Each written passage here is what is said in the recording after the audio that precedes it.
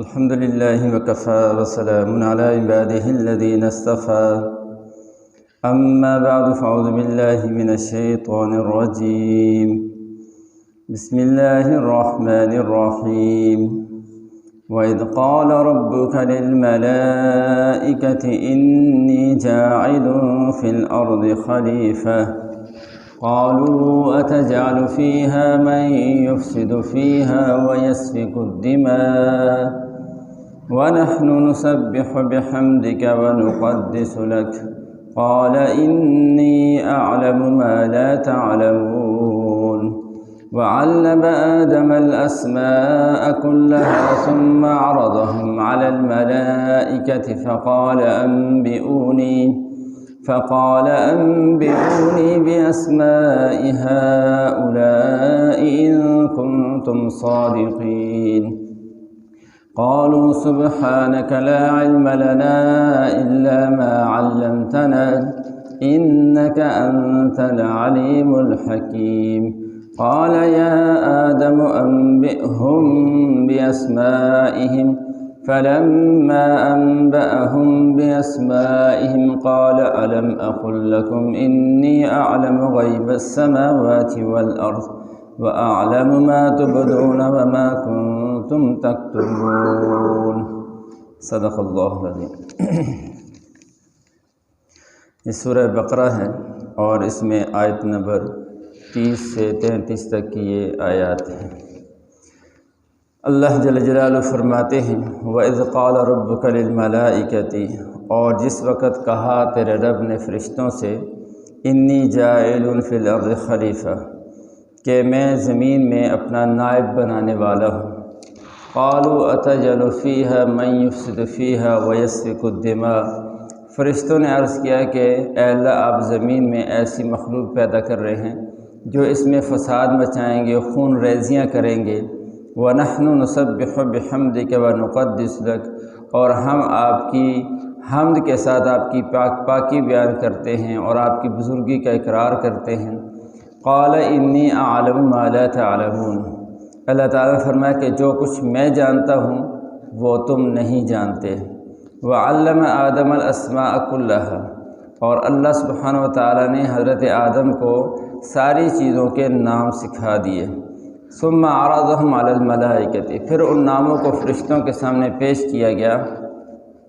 فقال انبئونی باسماء هؤلاء ان کنتم صادقین، اور اللہ تعالیٰ نے فرمایا کہ ان چیزوں کے نام مجھے بتاؤ اگر تم اپنی بات میں سچے ہو۔ فرشتوں نے عرض کیا کہ اے اللہ تو پاک ہے، ہمیں تو کوئی علم نہیں ہے مگر جتنا آپ ہمیں علم سکھا دیں، بے شک آپ جاننے والے حکمت والے ہیں۔ تو اس کے بعد اللہ تعالیٰ نے فرمایا کہ اے آدم انبئہم باسمائہم، ان کو ان چیزوں کے نام بتاؤ ذرا۔ پس جب آدم علیہ السلام نے ان فرشتوں کو ان چیزوں کے نام بتا دیے تو اللہ تعالیٰ نے فرمایا کہ کیا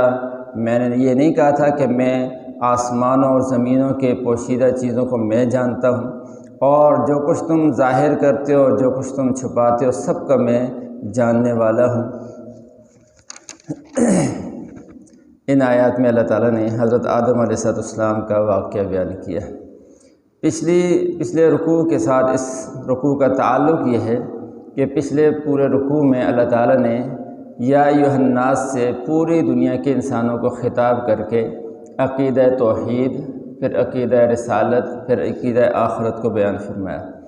اور پھر یہ فرمایا کہ جب ان تینوں عقائد کے دلائل اتنے واضح ہیں تو پھر ان کا انکار کرنا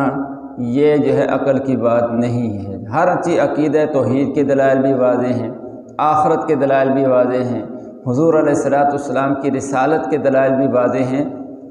لہذا اس کا انکار کرنا اب اس کی گنجائش باقی نہیں رہی۔ اور پھر اللہ تعالیٰ نے اپنی نعمتوں کا ذکر فرمایا کہ جو اللہ اتنا احسان کرنے والا ہے اس کا انکار کرنا یہ بہت ہی ناشکرہ ہی کر سکتا ہے۔ جو آدمی شکر گزار ہو وہ اللہ تعالیٰ کی ذات کا انکار نہیں کر سکتا۔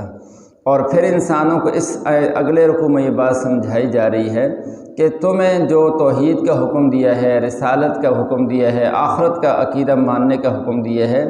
یہ کوئی نیا حکم نہیں ہے، یہ جب سے اس کائنات کی تخلیق ہوئی ہے اور اس کائنات کے اندر پہلا انسان آیا ہے اسی وقت سے یہ عقیدے بھی چلے آ رہے ہیں، توحید کا عقیدہ بھی، رسالت کا عقیدہ بھی اور آخرت کا عقیدہ بھی اسی وقت سے یہ چلے آ رہے ہیں، اور اس لیے یہ کوئی نئی بات نہیں ہے۔ دوسری بات یہ، اس کا تعلق پچھلے رکوع سے یہ بھی ہو سکتا ہے کہ پچھلے رکوع میں اللہ تعالیٰ نے آخر کے اندر اپنی دنیاوی نعمتوں کا ذکر کیا ہے کہ تم مردہ تھے، تمہیں ہم نے زندہ کیا، اور زمین کی ساری چیزیں ہم نے تمہارے لیے بنا دی ہیں۔ اور یہ جو رکوع ہے شروع ہو رہا ہے آدم علیہ السلام کا واقعہ، اس میں اللہ تعالیٰ نے روحانی نعمت کا ذکر کیا ہے کہ ہم نے آدم علیہ السلام کو دنیا کے اندر خلیفہ بنا کر بھیجا ہے۔ تو یہ خلافت عرضی جو ہے یہ بہت بڑی نعمت ہے، اور اللہ تعالیٰ کی ایک روحانی اور دینی نعمت ہے انسان کے اوپر۔ تو فرمایا فرشتوں سے کہ میں زمین پر اپنا ایک خلیفہ بنانے لگا ہوں۔ اب یہاں اللہ تعالیٰ نے فرشتوں سے یہ کیوں فرمایا کہ میں زمین میں خلیفہ بنانے لگا ہوں؟ آیا فرشتوں سے مشورہ لینا تھا یا ویسے اپنی رائے کا اظہار تھا؟ تو مشورہ تو وہاں ہوتا ہے کہ جب کسی آدمی کے سامنے کسی کام کے سارے پہلو اس کے سامنے نہیں ہوتے تو وہ پھر اپنے سے تجربہ کار آدمی سے مشورہ کرتا ہے، دوسرے سے رائے لیتا ہے کہ مجھے یہ کام کیسے کرنا چاہیے۔ تو یہاں کہنے والی ذات اللہ سبحانہ و تعالیٰ کی ذات ہے، اور اللہ تعالیٰ ہر چیز کے جاننے والے ہیں، لہذا یہ تو ہو ہی نہیں سکتا کہ اللہ کے سامنے کوئی چیز کسی کا پہلو مخفی ہو اور فرشتوں سے اس کا اظہار ہو، تو ایسا نہیں ہوا۔ تو مشورہ نہیں لیا گیا۔ یہ دوسری بات کہ مشورہ وہاں لیا جاتا ہے جہاں ایک کام میں بہت سے لوگ برابر کا حق رکھتے ہوں، تو پھر کوئی ایک آدمی کام کرنا چاہے تو باقیوں کی رائے لیتا ہے کہ مجھے کرنا چاہیے یا نہیں کرنا چاہیے۔ تو یہاں تو فرشتوں کا اللہ کے مقابلے میں کیا حق بن سکتا ہے؟ حقوق کی برابری کا تصور بھی نہیں ہے۔ تو فرشتوں کے سامنے پھر اظہار کیوں کیا؟ تو مشورے کے لیے نہیں کیا، بلکہ اللہ تعالیٰ نے صورت مشورے کی بنائی ہے، اور انسانوں کو یہ بات سکھائی ہے کہ تم نے جب کوئی کام کرنا ہو اپنا تو آپس میں مشورے کے ساتھ کیا کرو، بغیر مشورے کے کام نہ کیا کرو۔ حضور علیہ السلام صاحب وحی تھے، آپ پر وحی آتی تھی، اس کے باوجود بھی اللہ تعالیٰ نے حضور علیہ السلام سے فرمایا کہ شاورہم فی الامر، آپ صحابہ سے مشورہ کر لیا کریں۔ تو مشورے کی تعلیم دینے کے لیے اللہ تعالیٰ نے یہ صورت اختیار کی۔ دوسرا فرمایا کہ میں زمین میں خلیفہ بنانے لگا ہوں۔ اب خلیفہ کا اس کا مطلب یہ ہے کہ انسان جو زمین میں زندگی گزارے گا تو اس زندگی کے اندر اصل میں زمین پر حاکمیت اعلیٰ اور اقتدار اعلیٰ یہ اللہ کی ذات کا ہوگا، اور انسان جو ہے اللہ تعالیٰ کا نائب بن کے، خلیفہ بن کے زندگی گزارے گا، اللہ سے احکامات لے کر ان احکامات کو زمین کے اوپر اس کو چلائے گا، اپلائی کرے گا ان احکامات کی۔ تو یہ زمین کے اندر حاکمیت اصل میں اللہ کی ذات کی ہے، باقی زمین میں انسان نے زندگی گزارنی ہے، اللہ تعالیٰ کے احکامات کے مطابق زندگی گزارنی۔ تو فرمایا خلیفہ بنانے لگا ہوں۔ فرشتوں نے عرض کیا کہ اے اللہ، آپ زمین میں ایسی مخلوق بنائیں گے جو فساد بھی کریں گے، خون ریزیاں کریں گے۔ اب فرشتوں کو کیسے پتہ چلا؟ انسان تو ابھی پیدا ہی نہیں ہوا تھا، یہ خون ریزیاں کیسے کرے گا؟ کیونکہ پیدا ہو جائے پھر کچھ حرکت کرے پھر پتہ چلتا ہے کہ یہ آگے کیسا ہوگا۔ تو فرشتوں نے کیسے کہہ دیا کہ یہ زمین میں فساد مچائے گا؟ اس کی وجہ یہ ہے کہ انسان سے پہلے اللہ تعالیٰ نے جنات کو پیدا کیا ہے، اور اس کا تذکرہ اللہ نے قرآن میں ایک جگہ کیا ہے کہ جنات کا پہلا جو فرد تھا اس کا نام ہی جان تھا، اس کو اللہ نے پیدا کیا اور اس سے آگے نسل چلی۔ تو ان جنات نے کیونکہ زمین میں فساد مچایا ہوا تھا، شور شرابہ، لڑائی جھگڑے، قتل و غارت کر رہے تھے، تو فرشتوں نے ان کو دیکھا تو اسی پر انسان کو بھی قیاس کیا کہ ایک مخلوق ہمارے علاوہ دنیا میں اور ہے جنات کی، وہ فساد مچا رہے ہیں، تو ہو سکتا ہے کہ نئی مخلوق جو بننے جا رہی ہے انسان وہ بھی ایسا ہی ہوگا، اس لیے انہوں نے یہ کہہ دیا کہ وہ فساد مچائیں گے۔ اور ساتھ ہی یہ بھی کہہ دیا کہ اگر آپ کو بندگی کی ضرورت ہے تو نحن نسبح بحمدک ونقدس لک، ہم آپ کی تسبیح بھی بیان کر رہے ہیں، آپ کی حمد و ثنا بھی کرتے ہیں، آپ کی عبادت بھی کر رہے ہیں، تو اگر یہی مقصود ہے تو پھر ہم یہ کر رہے ہیں، اس کے لیے کسی نئی مخلوق کو بنانے کی ضرورت نہیں ہے۔ جب فرشتوں نے یہ کہا تو اللہ تعالیٰ نے اس کے دو جواب دیے۔ ایک جواب دیے شاہانہ انداز میں، حاکمانہ انداز میں، انی اعلم ما لا تعلمون، جو کچھ میں جانتا ہوں وہ تم نہیں جانتے۔ تو یہ حاکمانہ بادشاہوں والا جواب ہے کہ میں جو جانتا ہوں وہ تم نہیں جانتے۔ اس میں اس بات کو واضح کر دیا کہ اللہ تعالیٰ کے ہر حکم کی علت اور لاجک سمجھ میں آنا یہ ضروری نہیں ہے، اگر سمجھ میں آئے تو پھر بھی کرنا ہے، سمجھ میں نہیں آ رہا پھر بھی کرنا ہے، تو اللہ تعالیٰ فرمائے جو میں جانتا وہ تم نہیں جانتے۔ اس لیے بعض لوگ جو ہے نا ہر چیز کی حکمت پوچھتے ہیں، بھئی یہ اللہ تعالیٰ روزے کا حکم دے، اس کی لاجک کیا ہے، کیوں، اس کی فلسفہ کیا ہے؟ تو ہر چیز کا فلسفہ تو ہوتا ہے، کیونکہ اللہ تعالیٰ حکیم بھی ہے، اس کا کوئی کام بھی حکمت سے لاجک سے خالی نہیں ہوتا،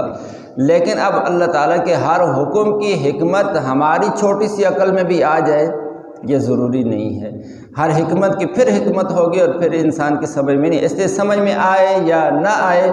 بس آمنا و صدقنا، ہم مانیں گے بھی اور کریں گے بھی کہ اللہ نے کہہ دیا ہے بس۔ اس لیے فرمایا کہ جو میں جانتا ہوں تم نہیں جانتے۔ دوسرا جواب اللہ تعالیٰ نے اور طرح سے دیا، اور وہ اس طرح سے دیا کہ عملی طور پر جواب دیا، اور فرشتوں کے اوپر آدم علیہ السلام کی علمی برتری کو ظاہر کر کے اس کا جواب دے دیا کہ جس مخلوق پر تم اعتراض کر رہے ہو اور جس کے بارے میں کہہ رہے فساد مچائیں گے، تو ہمارا مقصود ہی زمین کے اندر جو ہے وہ اپنے احکامات کو نافذ کرنا ہے، تو اس میں کچھ ایسے ہوں گے، ظاہر ہے کہ کچھ گڑبڑ کریں گے اور پھر انہی پر میرے احکامات نافذ ہوں گے۔ تو جس چیز کو جو سمجھ رہے ہو کہ اس کی وجہ سے ان کو خلیفہ نہیں بنانا چاہیے، میں اسی کی وجہ سے خلیفہ بنا رہا ہوں ان کو۔ اور فرمایا کہ فرشتوں کو اللہ تعالیٰ نے آدم علیہ السلام کو کچھ چیزوں کے نام سکھائے، یہاں تو فرمایا اسماء، نام سکھائے، اور علماء فرماتے ہیں کہ صرف نام نہیں تھے، یہ چیزیں کیا تھیں؟ انسان نے دنیا کے اندر آ کر اپنی زندگی جو گزارنی ہے، اس زندگی کے اندر انسان کو جو کچھ بھی پیش آنا تھا، جو چیزیں استعمال کرنی تھیں، جو کیفیات انسان پر طاری ہونی تھی، وہ ساری کی ساری کیفیات کا علم اللہ تعالیٰ نے فرشتوں کے سامنے آدم علیہ السلام کو سکھایا۔ بھوک انسان کو لگے گی، اس میں کیا کرنا ہے، پیاس لگے گی، اس میں کیا کرنا ہے، کس چیز سے بھوک دور کرنی ہے، پیاس دور کرنی ہے، نیند آئے گی پھر کیا کرنا ہے، یعنی کہ جو کچھ بھی کرے گا سارا کا سارا اس کو سکھایا فرشتوں کے سامنے۔ پھر اللہ تعالیٰ نے فرشتوں سے فرمایا کہ اب تم بتاؤ کہ یہ کیا کیا چیزیں ہم نے اس کو سکھائی ہیں۔ تو فرشتوں نے کہا کہ ہمیں تو اس کا کوئی پتہ نہیں کہ کیا سکھایا ہے، سبحانک لا علم لنا الا ما علمتنا، ہمیں تو اتنا ہی علم ہے جو آپ ہمیں سکھا دیں، بے شک آپ جاننے والے، حکمت والے، کیونکہ فرشتوں کی طبیعت میں یہ چیز ہے ہی نہیں، یہ کیفیات ہے، ان کو بھوک لگتی نہیں، وہ کیا جانیں گے بھوک کیا ہوتی ہے، ان کو پیاس لگتی نہیں ہے تو وہ کیا جانیں گے کہ پیاس کیا ہوتی ہے، ان کو نیند آتی نہیں ہے تو ان کو کیا پتہ کہ نیند کے آئے تو پھر کیا کرنا ہوتا ہے، تو کسی بھی چیز کا وہ ادراک کر ہی نہیں سکے۔ تو اللہ تعالیٰ نے فرمایا کہ اب بتاؤ اگر تم اپنے دعوے میں سچے ہو تو پھر بتاؤ کہ یہ کیا کیا چیزیں ہیں، تو وہ نہیں بتا سکے۔ یہاں اللہ تعالیٰ نے فرمایا کہ ان کو تم صادقین، اگر تم اپنی بات میں سچے ہو تو پھر بتاؤ کہ یہ کیا کیا چیزیں ہیں۔ تو یہاں ان سے کہا جا رہا ہے اگر سچے ہو، تو یہ کیوں کہا جا رہا ہے؟ حالانکہ سچ اور جھوٹ تو کسی خبر پر ہوتا ہے، خبر سچی ہوتی ہے، خبر جھوٹی ہوتی ہے، انہوں نے تو کوئی ایسی خبر نہیں دی۔ تو یہ اس لیے فرمایا جا رہا ہے کہ فرشتے اصل میں آپس میں جب گفتگو کرتے تھے آدم علیہ السلام سے پہلے، تو آپس میں کہا کرتے تھے کہ اللہ تعالیٰ ہم سے زیادہ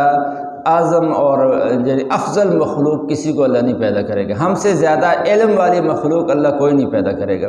جب آدم علیہ السلام کو پیدا کر دیا، علم بھی دے دیا، تو پھر بتایا کہ اب بتاؤ نا جو تم کہا کرتے تھے سچے ہو، تو انہوں نے کہا کہ بس ہمیں اتنا ہی علم ہے جو آپ ہمیں دے دیں۔ اور پھر اللہ نے آدم علیہ السلام کو فرمایا کہ اب آپ بتائیں کہ کیا کیا چیزیں ہیں۔ تو انہوں نے فرشتوں کے سامنے ساری کی ساری چیزیں، وہ ساری کی ساری ان کے نام بھی، ان کی حقیقتیں بھی، ان کی کیفیت بھی ساری اللہ نے بتا دی۔ اور پھر اللہ نے فرمایا میں نے تمہیں کہا تھا نا کہ جو کچھ میں جانتا ہوں وہ تم نہیں جانتے۔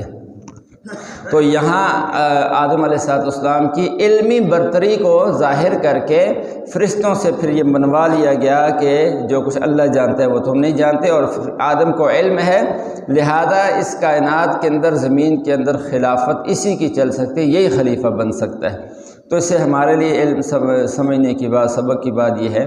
کہ اللہ تعالیٰ جو حکم دے دے وہ چاہے ہمارے سمجھ میں آئے یا نہ آئے، بس ہم نے اس کو پورا کرنا ہے۔ اور دوسری بات کہ اس کائنات کے اندر حاکمیت اعلیٰ، اقتدار اللہ تعالیٰ کی ذات کا ہے، بس انسان کا کام کیا ہے کہ اسی کے حکموں کو زمین پہ نافذ کرے۔ اس کے علاوہ اگر کر رہا ہے تو اپنا جو منصب ہے اس سے یہ بغاوت کر رہا ہے، اس کو اللہ نے اپنا خلیفہ بنا کے بھیجا ہے۔ اور دوسرا اللہ تعالیٰ نے آدم علیہ السلام کی علمی برتری کو ظاہر فرمایا۔ تو یہ علم کی فضیلت کی بات ہے کہ اللہ تعالیٰ نے آدم علیہ السلام کو علم عطا فرمایا، اور علم کی برکت سے فرشتوں کے اوپر ان کی فوقیت کو ظاہر فرما دیا، اور اس کا عملی مظاہرہ پھر اگلی آیات میں کیا۔ تو اس سے معلوم ہوا کہ انسان کو دین کا علم سیکھتے رہنا چاہیے، جاہل اور ان پڑھ دین کے علم سے غفلت کے ساتھ زندگی گزارنا یہ مسلمان کا، انسان کا شیوا نہیں ہونا چاہیے۔ اللہ تعالیٰ مجھے آپ کو عمل کی توفیق نصیب فرمائے۔